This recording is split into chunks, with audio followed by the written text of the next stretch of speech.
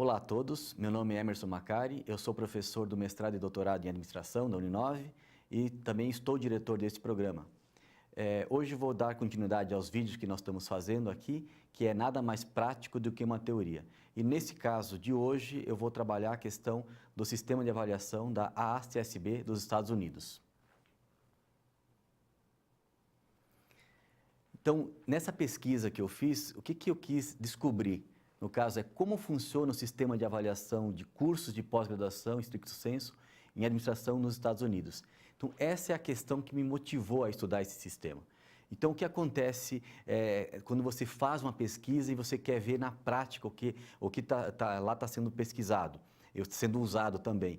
Porque, a partir disso, a gente pode fazer comparações entre os sistemas e aí sim propor melhorias, talvez até no nosso próprio sistema de avaliação e pegar boas práticas daquele sistema. Então, o que eu pesquisei lá é quem foram os meus sujeitos da pesquisa. Então, os sujeitos da minha pesquisa foram a University of Massachusetts, Amherst, UMass, a Cleveland State University, CSU, a Central Connecticut State University, CCSU, e a Quinnipiac University, QU.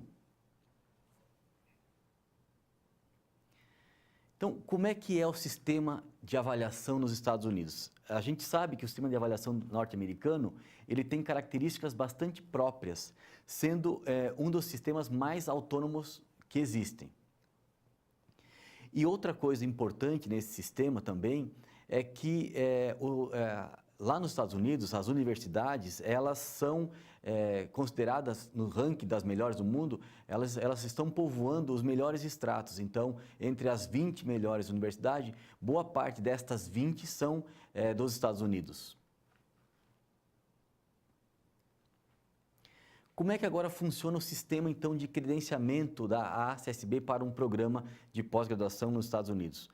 No caso, nos Estados Unidos, esse processo de credenciamento, ele é realizado por organizações não governamentais. Já no Brasil, é feito pela CAPES, que é do governo, e no Brasil também tem uma diferença em relação ao americano, é que o nosso sistema ele é regulado pela CAPES e ele é obrigatório os programas terem. Lá não, lá as escolas, os programas, eles escolhem se eles vão fazer ou não, vão ter ou não esse selo de qualidade da AACSB. Então, um pouquinho sobre essa credenciadora, a AACSB. Ela foi fundada em 1916 e hoje ela conta com mais de 700 instituições credenciadas ao redor do mundo. Então, como é que é esse processo de avaliação da AACSB? Como é que ele funciona? Ele possui 3 objetivos iniciais, que é uma abordagem sistemática de controle de qualidade. Ele possui também um contínuo processo de desenvolvimento e avaliação de resultados, então isso é uma coisa diferente, ele faz um processo contínuo. E, por fim, ele busca gerenciar o relacionamento com os stakeholders, com os vários stakeholders que atuam em um programa de pós-graduação. Então, sobre a questão dos resultados que eu apurei, né? Os resultados que eu encontrei sobre o credenciamento, né? Ele não é obrigatório, como é o caso do Brasil, ele é realizado por órgãos não governamentais, aqui é governamental, a CAPES, e os programas, eles buscam o credenciamento para assegurar uma melhoria contínua da qualidade e uma distinção em relação à concorrência. Então, é por isso que os programas buscam se credenciar. Uma outra coisa diferente do sistema de avaliação dos Estados Unidos, que é bem interessante para nós, e até os nossos mestrados profissionais, eles têm um pouco essa característica, que lá existe 2 tipos de professor. O professor que é o perfil mais acadêmico, que tem a função também de fazer a produção intelectual, e o professor que tem o perfil prático, que é aquele professor que ele não precisa necessariamente fazer a produção intelectual, mas ele tem que conhecer muito bem da prática. Como é que agora são os resultados no corpo discente dos alunos, o alunato? O processo de formação é bastante detalhado Eles têm metas de aprendizagem para cada nível de curso. Não há exigência de tempo médio de titulação, quer dizer, isso não é avaliado no caso da ACSB. E também o sistema de avaliação lá, ele não exige que o aluno tenha produção intelectual. Então essa é uma diferença grande para o nosso sistema aqui no Brasil, que ele, além de medir o tempo médio de titulação, ele também exige que o nosso aluno aqui tenha produção intelectual. Ainda sobre o corpo discente, tem um destaque muito grande lá na questão do egresso, do acompanhamento do egresso. Por quê? Porque os programas eles incentivam a criação dos egressos. E como resultado disso, o que eles têm? Lá eles têm uma questão muito forte que é o egresso, ele é um dos principais doadores. Então lá a questão daqueles que se formaram naquela instituição, eles se tornam também doadores. É muito forte essa cultura de doação por parte dos ex-alunos.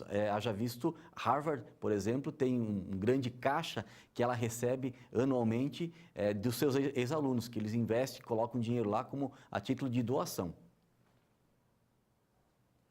A questão da inserção social, olhando no sistema de avaliação americano, o sistema, na verdade, ele induz os programas a atenderem às necessidades dos seus stakeholders e cumprirem a sua missão. É um pouco diferente daqui do Brasil. Então, aqui no Brasil, a gente está muito ligado na produção e formação do aluno e tal.